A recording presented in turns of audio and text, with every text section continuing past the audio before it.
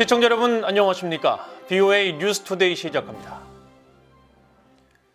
백악관이 미국 상공에 정찰 풍선을 띄운 중국의 행동은 용납될 수 없다면서 미중 관계 개선 여부는 중국에 달려있다고 밝혔습니다.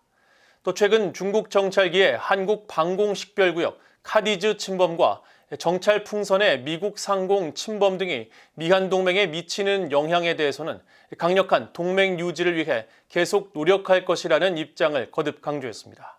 첫 소식 박동정 기자가 보도합니다.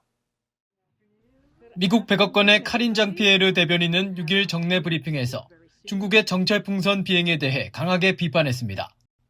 특히 조 바이든 대통령은 군 통수권자로서 미국인의 안전을 보호하기 위해 중국 정찰 풍선에 대한 격추 명령을 내렸다면서 정찰 풍선을 띄운 중국의 행동은 용납될 수 없다고 지적했습니다. This is something that we want to make very clear is that, look, what China did was unacceptable. We protected civilians and we gained more intel while protecting our own sensitive information. The president, as we all know, is not just the president, he's also the commander-in-chief, and his number one priority is making sure that American lives are protected and that we protect, citizens in this country. 장피에르 대변인은 이어 중국에 대해 단호하면서도 실용적으로 대응하겠다는 미국의 접근 방식을 그동안 매우 분명하게 밝혀왔다면서 향후 미중 관계 개선 여부는 중국에게 달려있다고 밝혔습니다.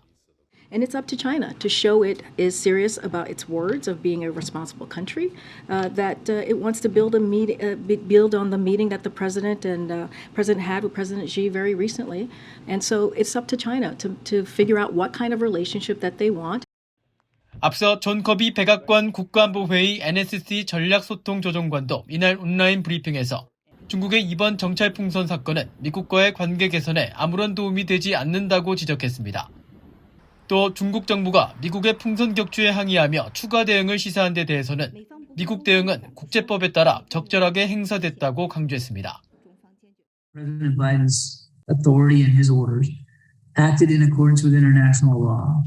And in defense of our homeland and of our sovereign airspace. There's no reason for the tensions in our bilateral relationship to devolve into some kind of conflict, but we will obviously continue to fly, sail, and operate within the bounds of international law as 커비 조정관은 또 중국 정찰 풍선이 미국 상공을 침범하고 최근 중국 정찰기가 한국의 방공식별구역 카디즈를 침범하는 등 감시 정찰을 벌이는 것이 미한 동맹에 도전이 된다고 보느냐는 질문에는 한국과의 동맹 유지를 위해 노력하겠다는 입장을 거듭 밝혔습니다.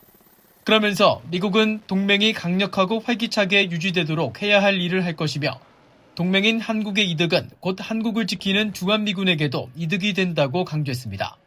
BOA 뉴스 박동정입니다. 미국 상원과 하원이 상임위원회 구성을 마치고 118대 의회 업무가 본격화된 가운데 지난해 11월 중간선거를 통해 하원 다수당 지위를 차지한 공화당이 한반도 관련 상임위 주요 직책에 대북 강경파로 꼽히는 의원들을 잇따라 배정했습니다. 최근 공화당에서는 한반도 외교 사안을 다룰 하원 외교위원회 위원장과 부위원장에 마이클 맥카울 의원과 앤 와그너 의원이 맡았는데 두 의원 모두 한국, 일본과의 동맹을 강조하면서 동시에 중국, 북한에 대해 강경한 기조를 유지해왔습니다. 또 한반도 현안을 집중적으로 다룰 인도태평양 소위원회 위원장은 공화당의 에드 로이스 전 하원 외교위원장 보좌관을 지낸 한국계 영김 의원이 맡았습니다. 김 의원은 지난 3일 성명을 통해 인태 소위원장을 맡게 됐다면서 미국은 동맹국들로부터 신뢰를 얻고 적에게는 두려움을 줘야 하며 우리 지도자들의 강력하고 단호한 행동이 뒤따라야 한다고 밝혔습니다. 한편 하원 군사위원회 위원장과 부위원장은 공화당의 마이크 로저스 의원과 롭 위트먼 의원으로 교체됐습니다. 로저스 의원 역시 최근 성명을 통해 중국, 러시아, 북한, 이란의 전례 없는 위협에 직면해 있다면서 이런 위협을 억제하고 세계에서 가장 두려운 군대로 남기 위해 우리 군대가 치명성과 역량에 초점을 맞추도록 해야 한다고 밝혔었습니다. 북한 두만강 북러 접경 지역에서 북러 간 열차의 움직임이 계속 포착되고 있습니다. 최근 백악관이 러시아발 무기가 선적된 곳이라고 지목한 곳인데 열차를 이용한 양국 간 교역이 활발한 정황으로 해석됩니다. 함지하 기자가 보도합니다. 지난 2일 북러 접경 지역의 북한 측 지대를 촬영한 플래닛랩스의 위성사진에 열차 3대가 보입니다. 최근 포착됐던 덮개 없는 화물 열차가 아닌 일반 열차의 모습입니다. 북한과 러시아를 연결하는 조러 친선다리에서 선로를 따라 북한 쪽 방향으로 약 2km 떨어진 이곳에선 지난해 10월부터 80m 길이의 열차 한 대가 정기적으로 포착돼 왔습니다. 그런데 이날은 약 170m, 즉 12량 길이의 열차 2대와 함께 6량 길이의 열차 1대 등 평소보다 많은 열차가 서 있습니다. 이곳에는 지난달 28일까지만 해도 80m 길이의 열차 한 대만 있었지만 지난달 30일부터 이 열차가 사라지고 그 자리에 170m짜리 열차 2대가 등장한 것입니다. 이어 2일에는 80m 길이의 열차가 다시 확인되지만 5일엔 사라지고 없습니다. 북한이 신종 코로나 바이러스 방역을 이유로 취한 국경 봉쇄를 풀지 않고 있기 때문에 열차를 통한 대규모 민간인 이동이 아니라 화물 운송일 가능성이 매우 큽니다. 하지만 이들 열차가 어디로 향하는지 또 어떤 물품을 선적하거나 하역하는지와 같은 구체적인 정보는 알 수 없습니다.